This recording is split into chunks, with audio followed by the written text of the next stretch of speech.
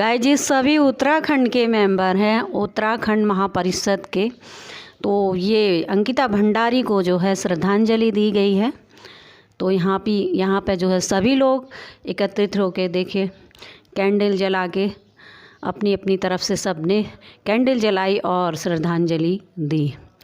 बहुत अफसोस होता है कि जब कोई बेटी हमारे भारत देश से इस तरह से जाती है तो अफसोस की बात है। और ये देखिए श्रद्धांजलि दी जा रही है और सभी लोग कैंडल जला रहे हैं, ये देखिए। और मैं ईश्वर से प्रार्थना करती हूँ देश की बेटी अंकिता भंडारी को उसकी रूह को शांति मिले और ईश्वर अपनी चरणों में उस आत्मा को जगह दे। और यहाँ पर देखिए बोल रहे हैं, कुछ आवाज़ नहीं आ रही है तो मैंने अपनी वॉइस ऐड कर दी है। सभी लोग भावुक हो गए थे और प्रे कर रहे थे अंकिता भंडारी के लिए कि उसको शांति मिले। और ये देखिए मात्र 19 साल की बेटी थी जिसे मार दिया गया है और वो जो निकली थी अपने घर से वापस नहीं आई। जॉब करने निकली थी, 1 महीना भी नहीं हुआ था। और देखिए दरिंदे जो होते हैं इस तरह से बेटियों को मार डालते हैं। उसकी आत्मा को शांति मिले। ओम शांति शांति शांति। ओम शांति शांति शांति। ओम शांति शांति शांति। ओम शांति शांति शांति। सभी लोगों ने प्रे कर ली है। और ये देखिए कैंडलें, कितनी ढेर सारी कैंडलें जली हैं। उत्तराखंड महापरिषद लखनऊ और सभी ने एकजुट होकर श्रद्धांजलि दी, उसकी आत्मा को शांति मिले और प्रे करी है। तो अंकिता को न्याय ज़रूर मिलना चाहिए, ज़रूर न्याय मिलेगा उनको। जो दोषी हैं उनको सज़ा तो ज़रूर मिलेगी और जल्द से जल्द ही उनको सज़ा मिलनी चाहिए, फांसी की सज़ा मिलनी चाहिए। उन दोषियों को ऐसी सज़ा मिले कि उनकी रूह कांप जाए, वो सोचते रह जाए अगले बार ये काम ना कर। Welcome back to my channel. आज मैं कोई वीडियो या ब्लॉग नहीं बना रही हूँ, मैं उस देश की बेटी के लिए बात कर रही हूँ, करना चाहती हूँ। आप लोगों को भी पता होगा, इतनी न्यूज़ें आ रही हैं अंकिता भंडारी के बारे में।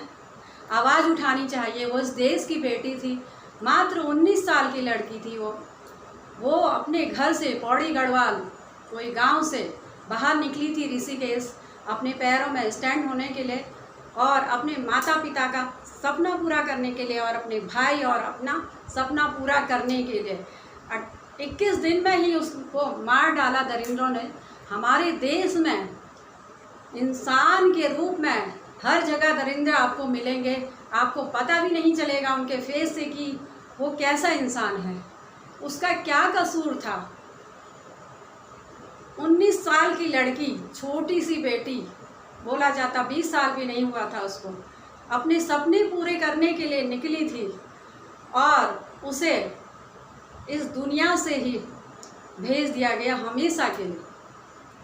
बहुत दुख की बात होती है कि हमारे देश में ऐसे मानसिक प्रवृत्ति के लोग भी रहते हैं जिसे पहचानना नामुमकिन है।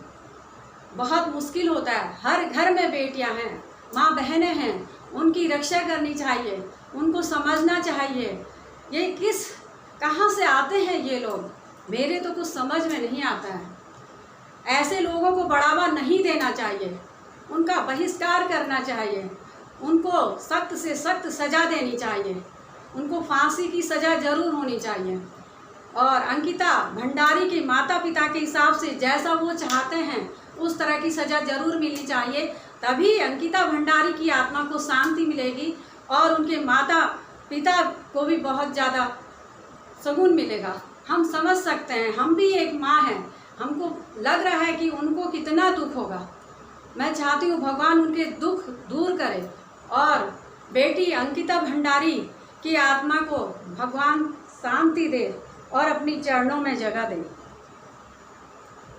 और मैं क्या कहूँ, हम तो हैरान हो गए हैं ये सुन करके कि इतनी छोटी लड़की, मात्र 19 साल की लड़की अपने सपने पूरे करने के लिए घर से बाहर निकलती है तो उसका क्या हाल कर दिया जाता है। ये है हमारा भारत देश। ऐसे हमारा देश आगे बढ़ेगा? नहीं, कतई नहीं। अपने बेटों को अच्छे संस्कार देने चाहिए, क्या गलत है क्या सही है वो समझाना चाहिए, और भाई बहनों का फ़र्क सारी चीज़ें उनको बतानी चाहिए।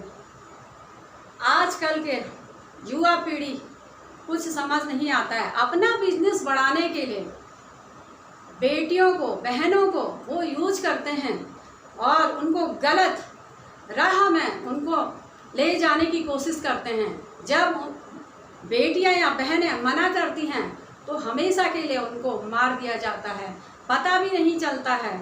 और गरीब घर की लड़कियों के साथ अक्सर ये होता है, अगर कोई बड़ा आदमी ये करता है तो उसको सज़ा नहीं मिल सकती है। अगर छोटा आदमी, गरीब आदमी ये करेगा तो उसको तुरंत फांसी की सज़ा मिल जाती है। जो बड़ा आदमी होता है, रसूखदार होता है, तो उसको सज़ा नहीं मिलती है। और कहते रहते हैं, लोग आवाज़ उठाते हैं, आवाज़ उठाने के बाद भी कोई फ़र्क नज़र नहीं आता है। इतने कैसे ही कितने ही केस होंगे। सुशांत को ले लीजिए, क्या हुआ उसका? कुछ भी नहीं हुआ, कोई फांसी नहीं हुई, किसी को कुछ नहीं हुआ। थोड़ा सा बस आवाज़ उठाएंगे, उसके बाद चुप बैठ जाएंगे, फिर कुछ नहीं होगा। सब जो जेल में है वो बाहर निकल जाएंगे, पता ही नहीं चलेगा। और जिसकी बेटी इस दुनिया से गई है वो माता पिता हमेशा दुखी रह जाते हैं। उनकी जो है मांगे या उनकी कुछ इच्छाएं जो होती वो कभी पूरी नहीं होती है। इच्छाएं तो क्या होती है उनकी, वो अपनी बेटी का इतना बड़ा उनको दुख होता है, वो कुछ बोल भी नहीं पाते हैं, उनकी कोई सुनता भी नहीं है आज के ज़माने में। और जो ये दोषी हैं उनको सज़ा ज़रूर मिलनी चाहिए, सख्त से सख्त सज़ा मिलनी चाहिए, ताकि कोई दूसरी बेटी और बहनों के साथ ये गलत काम ना कर सके। बाकी मैं क्या कह सकती हूँ, मैं तो कुछ, मेरे शब्द नहीं निकल रहे, मैं क्या बोलूँ। बहुत दुख होता है ये सारी बातें सुन के और ये देख करके बहुत दुख होता है। हमारे देश में ऐसे लोग भी रहते हैं, वो भी उत्तराखंड जो देवभूमि कहते हैं, देवभूमि को भी इन लोगों ने बर्बाद करके रख दिया है। और ऊपर वाला ही देवभूमि कहते हैं, वहाँ देव रहते हैं, भगवान रहते हैं। वो अगर कोई भी उनका न्याय नहीं करेगा तो ऊपर वाला जरूर न्याय करेगा, एक दिन जरूर न्याय करेगा। और मैं चाहती हूँ आप लोग सभी जो उत्तराखंड के लोग हैं सहयोग कीजिए। सभी लोग, 2-4 लोग मिलके कुछ नहीं होगा। देखिए 2 अक्टूबर को उत्तराखंड बंद था और सभी ने श्रद्धांजलि दी, और हमारे उत्तराखंड महापरिषद में जितने मेंबर थे सभी ने श्रद्धांजलि दी और सभी ने दुख प्रकट किया। बाकी मैं क्या बोलूँ।